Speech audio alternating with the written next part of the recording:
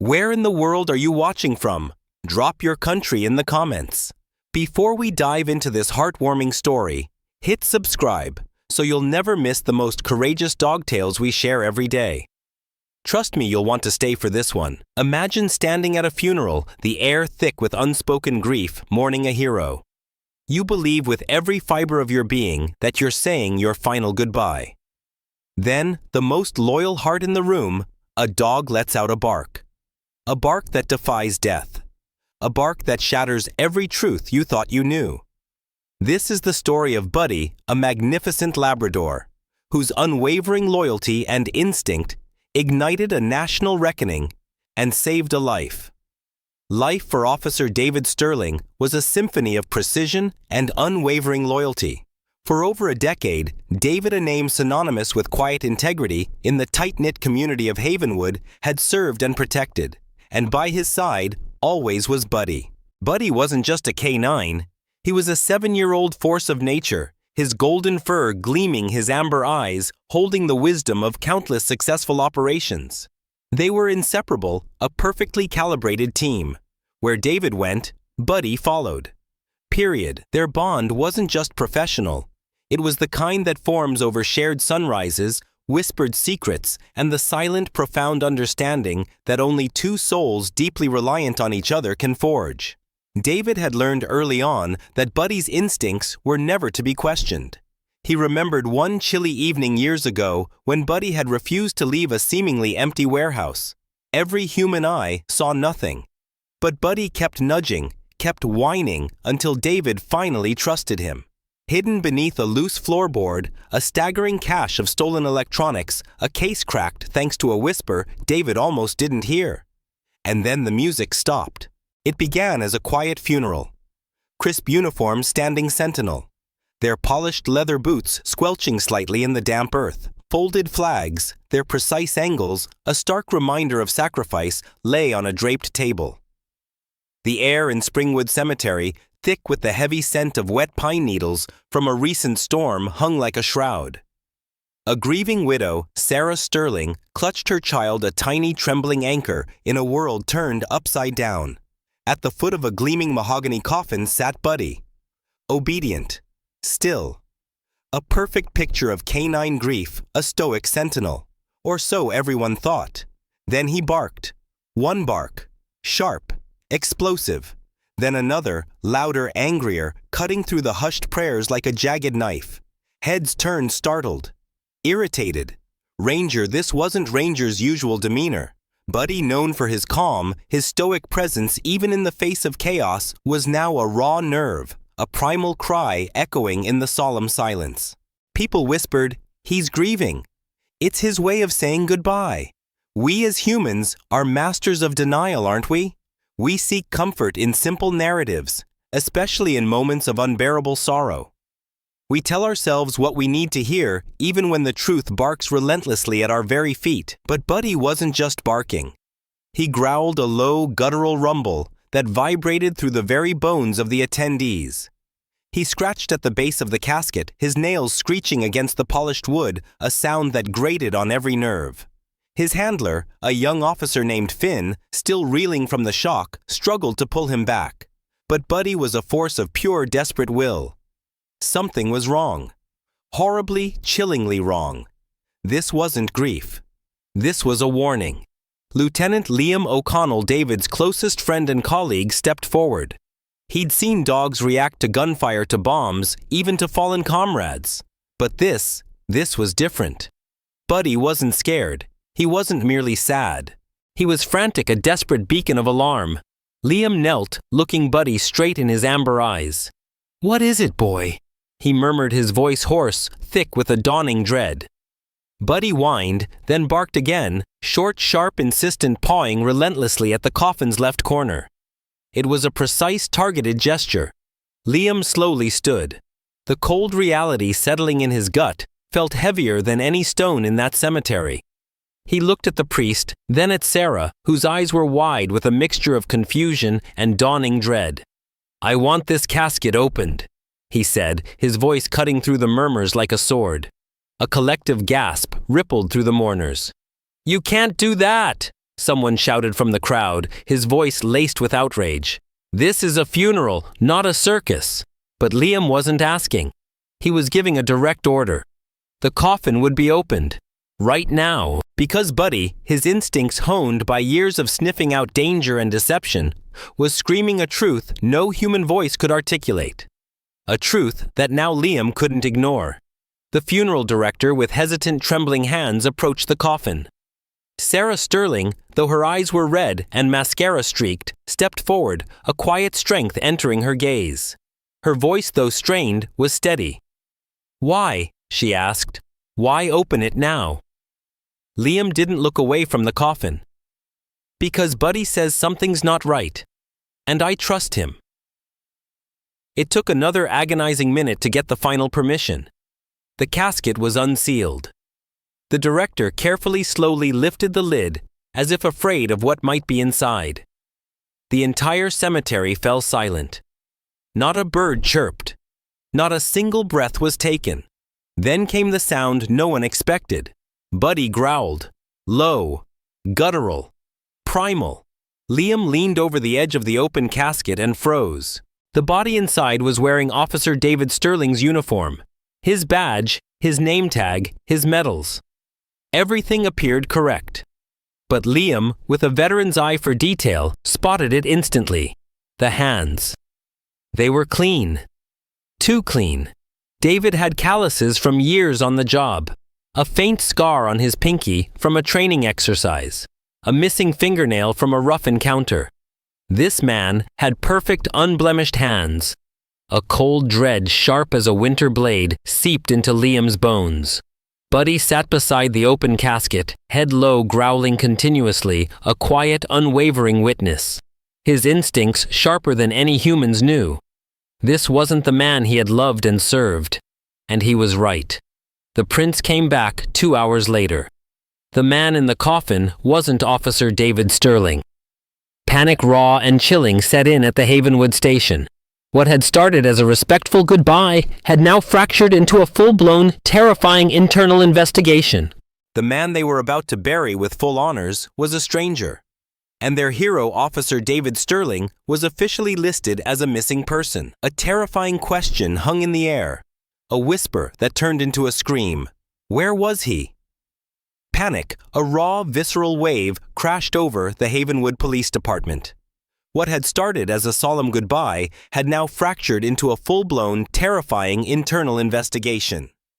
The man they were about to bury with full honors was a stranger, and their hero, Officer David Sterling, was officially listed as a missing person. No one said it aloud, but every officer in that station was thinking the same thing. If it weren't for Buddy, they would have buried a lie that would have silenced David Sterling forever. Lieutenant Liam O'Connell, his face etched with grim determination, took control. He knew the clock was ticking. If David was still alive, and that was a colossal if, he had less than 48 hours before he might disappear for good. The state police were notified a bolo. Be on the lookout went out for a dark utility SUV seen in blurry security footage from a remote gas station 70 miles away. The van had no decals, no markings. It could have belonged to any contractor, any delivery driver. Liam replayed the footage again and again. The slumped figure being dragged into the SUV had David's build, his gait. But the face was mostly obscured. He paused the video on a single frame just before the SUV door slammed shut. There, under the dim yellow light of the parking lot, was Buddy, caught in the reflection of the gas station window, standing, watching. David must have gotten away briefly, just long enough for Buddy to see him. The department was split. Some whispered that David had run, faked his own death, perhaps involved in something dark, something criminal. But Liam refused to believe it. "You don't fake your own death with your dog still in service," he said flatly, his voice echoing in the tense precinct. "You don't do that to your partner." Buddy, meanwhile, was a raw nerve. Temporarily moved to a quiet kennel at the station, he didn't rest. He paced. He barked at the door.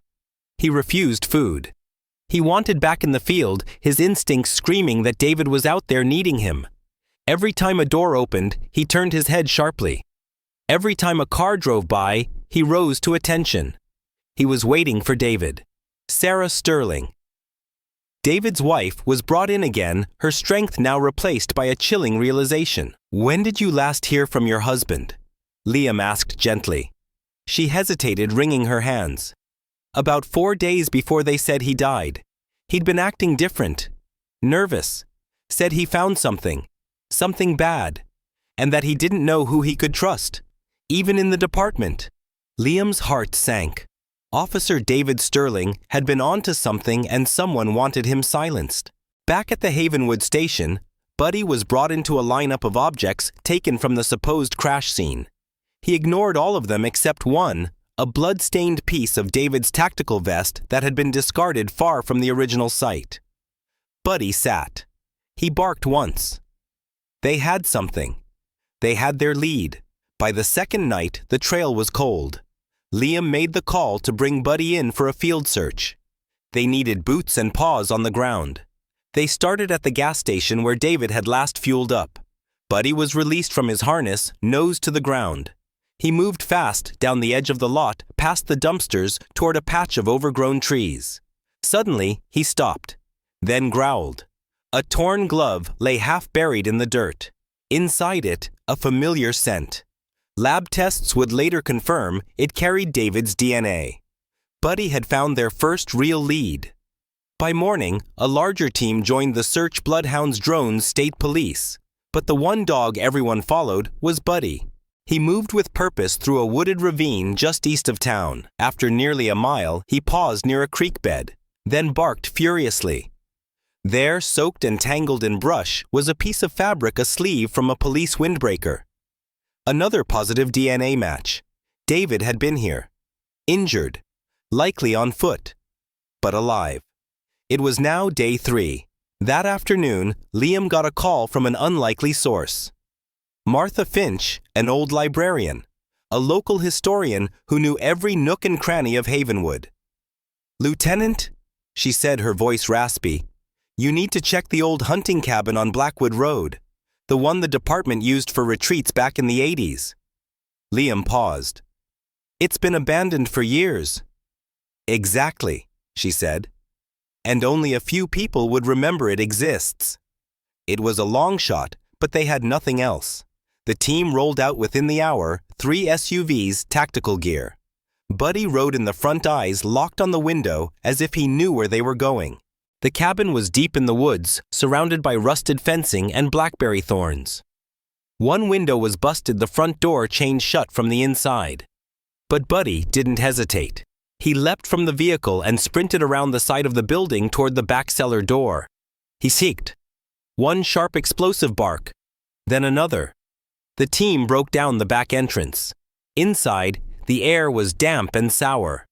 Old drywall, mold. Something else. They moved room by room, guns-drawn flashlights, scanning broken furniture and torn insulation. Then they heard it. A faint knock. Once, twice, they followed the sound to a small storage room near the kitchen. Behind it, David Sterling. He was barely conscious. Duct tape across his mouth. Hands zip-tied. Clothes tattered. But he was alive. And the first thing he saw was Buddy. The dog lunged forward, whining, licking David's face. The officers cut him loose, carried him to safety. David could barely speak, but he whispered the words through cracked lips, his voice raw with pain and fury. "They tried to kill me, because I found out what they were hiding." Back at the hospital, David began to recover slowly. And with him, so did the story he'd uncovered, a massive extortion ring operating directly out of the department's asset forfeiture locker. Confiscated drugs, weapons, cash, all disappearing under the radar. He reported it to a superior, Captain Miles. 2 days later, he was followed, then ambushed, kidnapped, left to die in a sealed room with no phone, no water, and no food. "They were going to bury someone else in my place," David said, his voice trembling with a renewed sense of purpose. "They wanted to make sure I never came back. If it hadn't been for Buddy," he continued, looking at the loyal Labrador curled by his bed, "no one would have questioned the body in the coffin. No one would have found the truth." The arrests came quickly. 3 officers and a civilian clerk were charged. 2 others turned in their badges and disappeared. Internal Affairs took over the department. But out of all the headlines, one name rose above the rest, Buddy. The dog who saved his partner.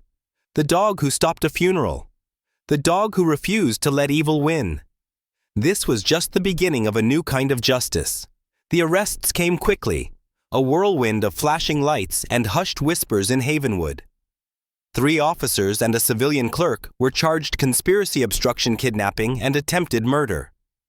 2 others, sensing the noose tightening, simply turned in their badges and vanished into the night. Internal Affairs descended upon the department like a storm tearing through the layers of deceit. But out of all the unfolding headlines, one name soared above the rest, a beacon of truth in the swirling chaos, Buddy. The dog who saved his partner. The dog who stopped a funeral. The dog who refused to let evil win. Weeks later, in front of Havenwood City Hall, a bronze statue was unveiled. Buddy, forever immortalized mid-bark paw, lifted muscles tense. Officer David Sterling stood beside it, cane in hand, Buddy's living, breathing presence at his feet. "I was almost erased," David told the assembled crowd, his voice still a little hoarse but ringing with conviction. But Buddy never gave up. He reminded all of us that loyalty doesn't stop when we're gone. Sometimes it starts the moment we're lost. The crowd erupted in applause tears in many eyes. Buddy, in his quiet way, had forced a town, and perhaps a nation, to look deeper, ask harder questions, and demand better answers. But the fight wasn't over. David returned to his old routine, or what was left of it. He spent most mornings on the porch, coffee in hand, Buddy lying contentedly at his feet. Reporters still called offers for book deals, documentaries, even a Hollywood script poured in. David turned most of them down. He wasn't interested in fame. He was interested in healing and in justice. Then one afternoon, a chilling reminder that not everyone was ready to let the past go. David received an anonymous envelope. No return address. Inside, a grainy photo of the very basement he'd been held in. On the back, scrawled in shaky handwriting, "Next time your dog won't be there."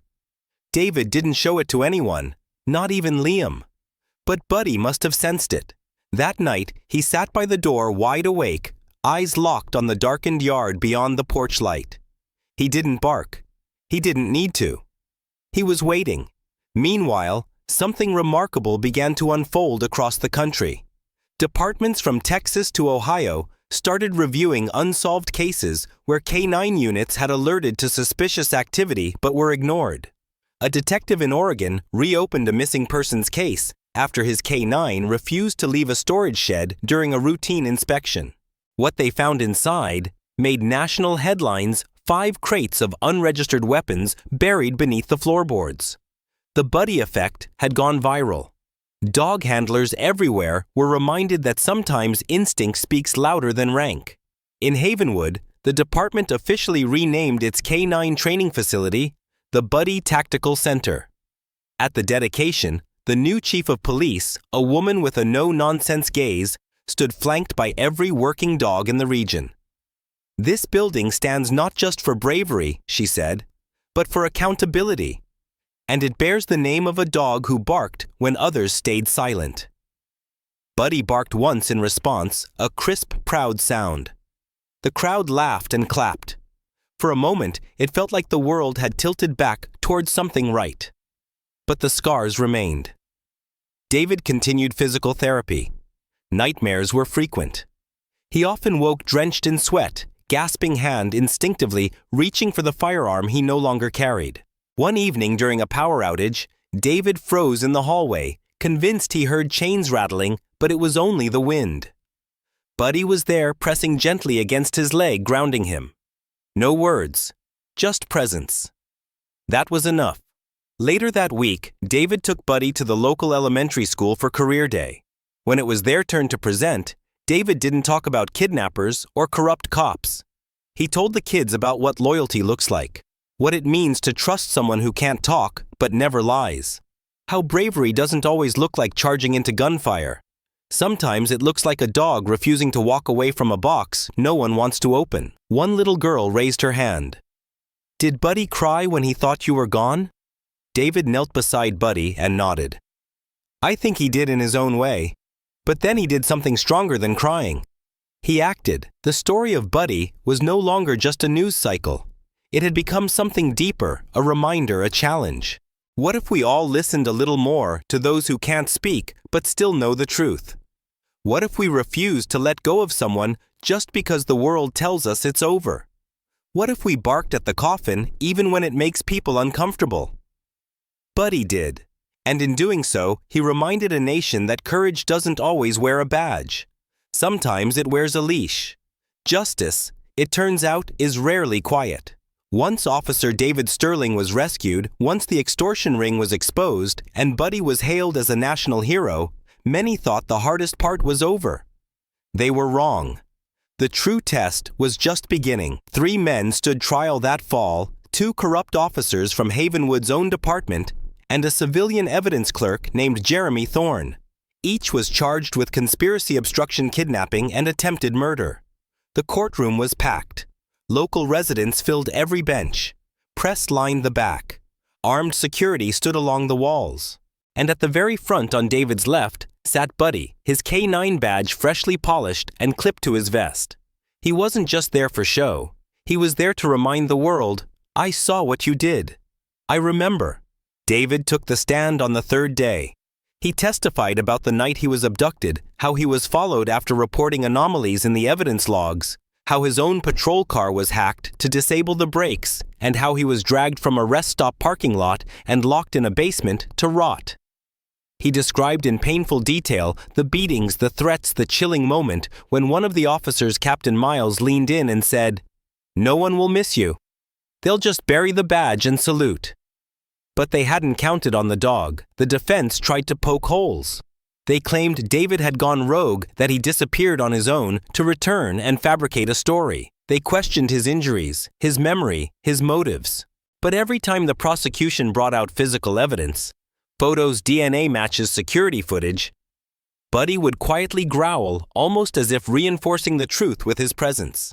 He wasn't trained for courtrooms, but in that moment, he held the room like a witness, with no words, just unwavering loyalty. The verdict came on the 14th day, guilty on all counts. Sentencing would follow weeks later. The courtroom erupted in quiet relief. Justice, slow and fragile, had arrived. Buddy wagged his tail once. David didn't smile. He only nodded, his eyes glassy, a single tear slipping down his cheek. It was over. Or so he thought. 2 nights after the trial, David's home security system triggered at 3:18 a.m. A shadow moved past his back porch. Another passed under the window.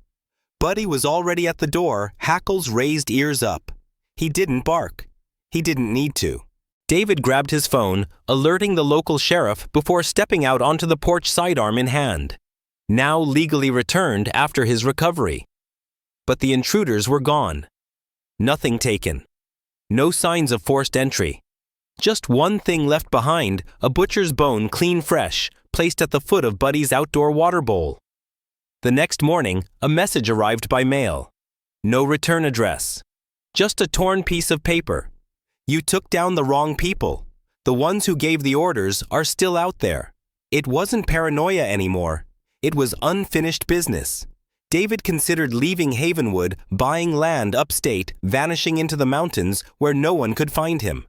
But then he'd look at Buddy, calm, alert, always watching, and he'd shake his head. No, running wasn't the answer. Finishing it was. He reached out to his old FBI contact in Albany, Special Agent Lena Hansen, someone he'd worked with on narcotics raids years ago. She didn't hesitate. I've been hearing whispers about something bigger, she told him. Internal records showing odd transfers. Suppressed complaints. David, I think you only saw the tip of it. She agreed to meet him 2 days later in a diner just off Route 6. Buddy rode in the front seat, head sticking slightly out the window, sniffing the cold October air. The meeting was supposed to be simple. Quiet, it wasn't. As David slid into the booth, Lena looked up and said one word, "Run." David barely had time to turn when the back window of the diner shattered. 2 men, ski masks, silenced weapons. The room exploded into chaos. customers screaming, glass shattering. David ducked behind the counter, pulling Buddy down with him. But the dog wriggled free, teeth bared. Buddy charged. One man went down screaming as Buddy locked on his forearm. The other raised his weapon. A single shot echoed through the diner. Lena fired from behind the jukebox. The second man fell. Silence. Buddy was bleeding. A graze across the side of his ribs. Not deep, but bloody. David crawled to him, cradling his partner, checking the wound. Buddy licked his face, tail wagging weakly. "Not today, bud." David whispered, his voice thick with emotion. "You're not leaving me today." The men were identified within 24 hours, ex-military contractors with ties to private security firms. One had been hired by a consulting company, later revealed to be laundering money for the same extortion ring David had exposed. The ring went deeper than the local station. It reached into federal contracts, political donors, a web too complex for local courts. This was no longer just about a corrupt precinct. This was about a system built on silence. The FBI opened a full-scale investigation. David agreed to testify in Washington. He entered temporary protective custody, not because he was afraid, but because he had more to say. And he wasn't done protecting Buddy either. Buddy received treatment at a K-9 trauma clinic and made a full recovery within 2 weeks. The vet called him a tank with a heart. When reporters asked if Buddy would retire after the injury, David smiled. "When he's ready," he said. "But I think he's got one more fight left in him." On Veterans Day, Buddy was invited to the Pentagon. He stood beside military working dogs from combat zones across the globe. A general placed a medallion around his neck and knelt. "You saved more than one life, Buddy," he said. "You reminded this country that courage has 4 legs." Buddy barked once, a crisp, proud sound. And across America, people watched with tears in their eyes. But late one night back home, David sat on his porch sipping coffee, Buddy at his side. He stared into the trees. Somewhere out there, others were watching, waiting. David leaned down and scratched Buddy behind the ears. "If they come again," he whispered, "you have one job." Buddy looked up. No barking this time. David said, "Go for the throat." Buddy didn't wag his tail. He just sat still, silent, and ready. Because loyalty never ends. And neither does the fight for truth. Winter came early that year in Havenwood. The first snowfall dusted the streets in silence, blanketing rooftops and muting the town's usual rhythms. But inside a modest home on Maplewood Lane, there was no peace, only preparation. Officer David Sterling zipped his field bag closed, slid a Glock into the side pouch, and ran his fingers through Buddy's thick golden fur one more time.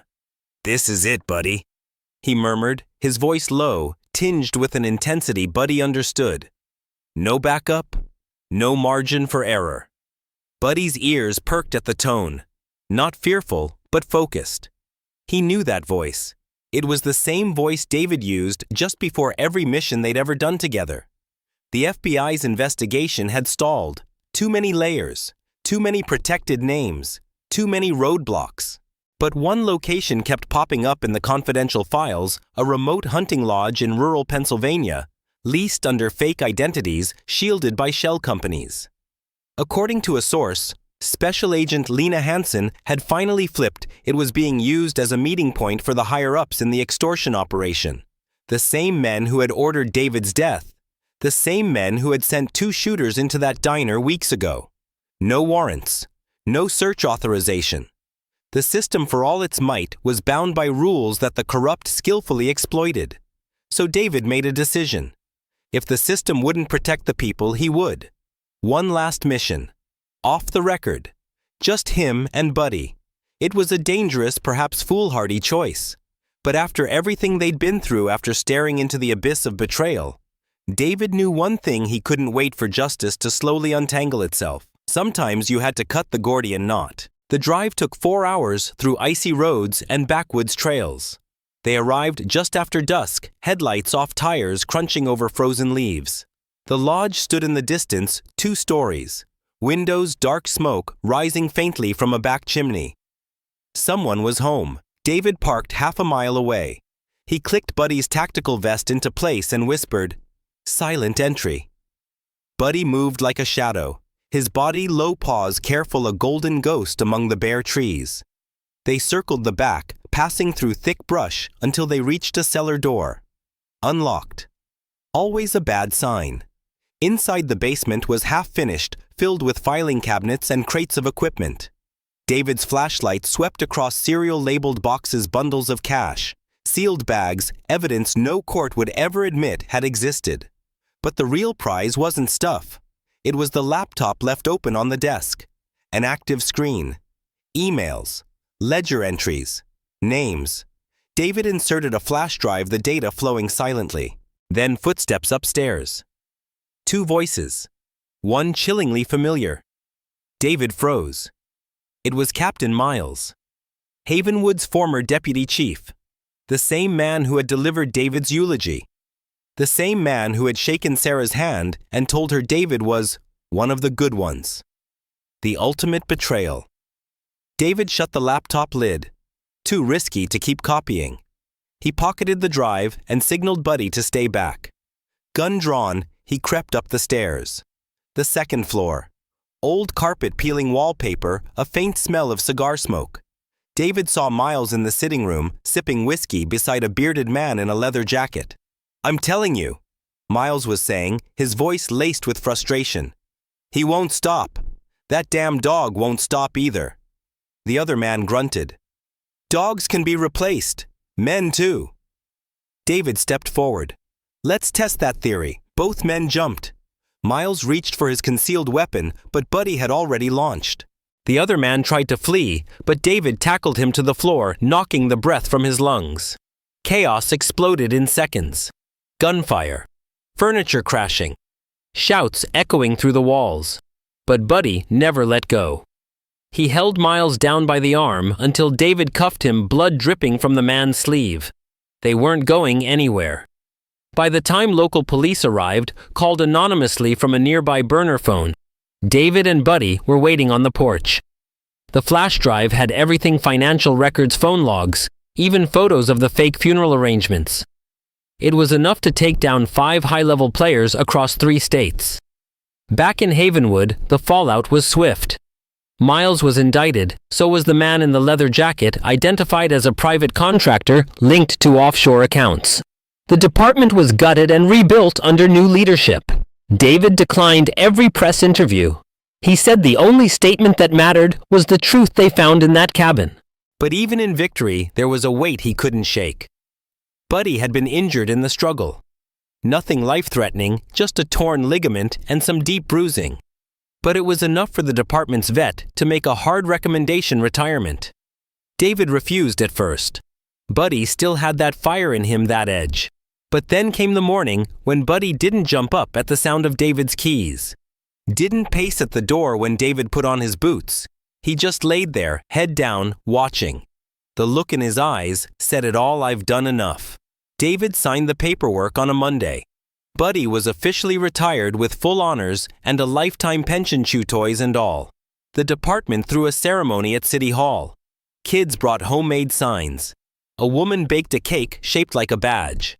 A little boy handed Buddy a crayon drawing of him wearing a cape. "Because he's a superhero," the boy said. No one disagreed. But David knew Buddy didn't want capes or cakes. He just wanted to be near his partner. So they adjusted. Slower walks, shorter steps, more naps, and more stories. David began speaking at veteran events and police academies, always with Buddy beside him. He never told the full story, just the parts that mattered. "How do you know who to trust?" a cadet once asked him. David looked at Buddy. "You don't always," he said. "But if a dog barks at something, even once you listen." The fight for truth had found its silent champion, and now that champion had earned his peace. But a true legacy, as David was about to discover, transcends even the quietest retirements. One morning, nearly a year after Buddy's retirement, David woke to silence. No paws on the floor. No tail thumping against the wall. A cold dread, sharp and sudden, pierced through him. He rushed to the living room. Buddy was lying by the fireplace, curled tight, breath slow. David knelt beside him, tears welling hot and fast.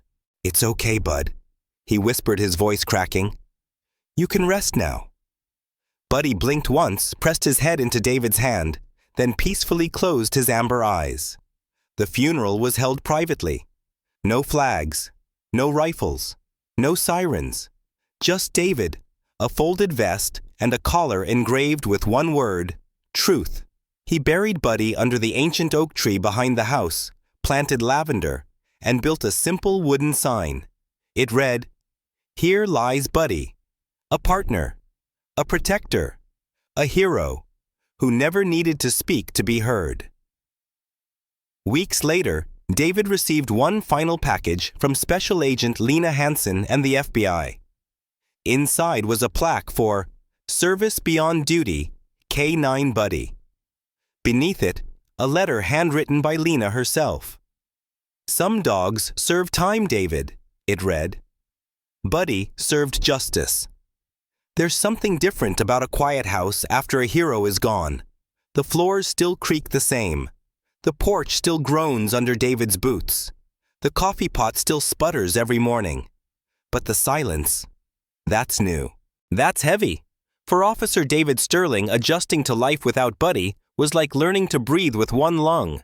Everything worked, just not the same. It had been 3 months since Buddy passed away peacefully beside the fireplace. The town of Havenwood had moved on as towns do. Headlines had faded. Politicians had replaced promises with new ones. But in one quiet corner of upstate New York, under the wide, comforting arms of a 100-year-old oak tree, the legacy of a golden Labrador lived on. David visited that tree every morning. He didn't talk much. Sometimes he brought a fresh biscuit and left it by the marker. Other times, he just sat with a thermos of coffee and let the wind do the talking. But grief has a strange way of bending into purpose, and David was far from done. The letters started arriving in early spring. At first they came from other K9 handlers.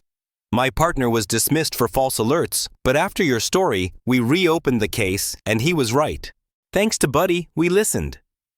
When our K9 wouldn't leave a flood zone, we found a missing child hours before nightfall. Then came letters from children, drawing stories, crayon-covered thank you notes with uneven block letters. I want to be brave like Buddy when I grow up. My dog barks at my brother's closet every night. We trust her more now." David smiled at everyone, because Buddy wasn't just a hero anymore. He was a symbol. That spring, David was invited to speak at the National K9 Conference in Austin, Texas. He almost turned it down. Too many reporters, too much attention, too many memories. But something told him to go. He packed Buddy's old vest, not as a prop, but as a presence. And when he stepped on stage in front of 2,000 officers, handlers, veterans, and families, he didn't recite statistics or policy changes. He told the story of a funeral, of a bark, of a truth too powerful to stay buried. "You want to know what makes a good cop?" he asked the audience, his voice clear and resonant. "It's not the badge, or the training, or the command. It's listening. Especially when the one trying to tell you something doesn't have a voice." The room fell still. David held up Buddy's worn vest. This vest didn't make him a hero. His heart did. After the speech, dozens approached him. One was a young woman named Emily Thorne, a 24-year-old rookie handler from Nevada. Her dog Titan had recently been flagged for behavioral issues. Too aggressive, too stubborn, not obedient enough. But after Buddy's story, she said, her eyes shining, "I realized he wasn't disobedient. He was trying to tell me something." She re-examined a case. Titan had been obsessed with an abandoned shed behind a storage facility. Officers had searched it twice, but with Emily's insistence, they got a warrant to dig underneath. They found 5 crates of unregistered weapons buried beneath the floorboards. Titan was right, and Buddy had helped her believe it. David returned to Havenwood with a fire relit. He used the rest of his pension and a modest grant from the state to buy a run-down lot at the edge of town. 6 months later, the doors opened on the Buddy Institute for Working Dogs and Handlers. It wasn't just a training center. It was a philosophy: listen to the dog. Trust the instincts. Never silence the bark. Veterans found purpose again through training programs. Rescued strays were paired with officers. Retired canines found forever homes on the property's 10-acre spread. And every new trainee had to learn Buddy's law: never walk away from what your partner sees, even if no one else does. David didn't need medals. He didn't need parades. He just needed that tree, that vest, that memory. But fate wasn't finished with him yet. In the fall of the following year, a boy went missing just 3 blocks from the institute. His name was Caleb, 7 years old, last seen chasing a stray puppy down an alley. Panic spread fast. The institute's current lead, K9 Luna, a sleek black shepherd with amber eyes trained under David's direct supervision, was dispatched with David himself. The town held its breath. Hours passed. Then Luna barked, and didn't stop. She led David to an old storm drain. Inside the boy, cold, frightened, but alive. When the boy was reunited with his parents, he clung to Luna like a lifeline. And when reporters asked David, he said, "The dog barked. I listened." Simple as that. And everyone who had followed Buddy's journey knew what that meant. Now, years later, Buddy's name still comes up in police briefings, documentaries, and K9 training handbooks. The Havenwood Annual K9 Award is called the Buddy Honor. A statue of him, life-sized eyes, focused, one paw lifted, is mounted outside the state K9 headquarters. Under it reads, "The bark that told the truth."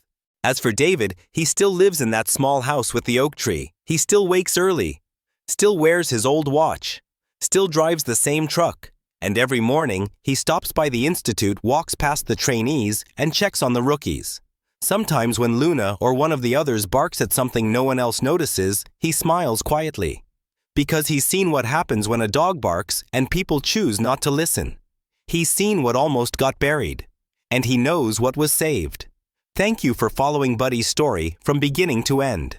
In a world full of noise, it's easy to overlook the quiet warnings, the scratch at the door, the growl in the silence, the bark at a coffin. But sometimes those are the voices that matter most. So we leave you with one question. If someone barked at the truth, would you have the courage to listen? If Buddy's unwavering loyalty and incredible story touched your heart, please subscribe to our channel, Heroes Unleashed, for more inspiring tales of animal courage and the extraordinary bonds we share. Don't forget to like this video and share it with someone who needs to hear this powerful message. Let us know in the comments below. What does listening to the bark mean to you?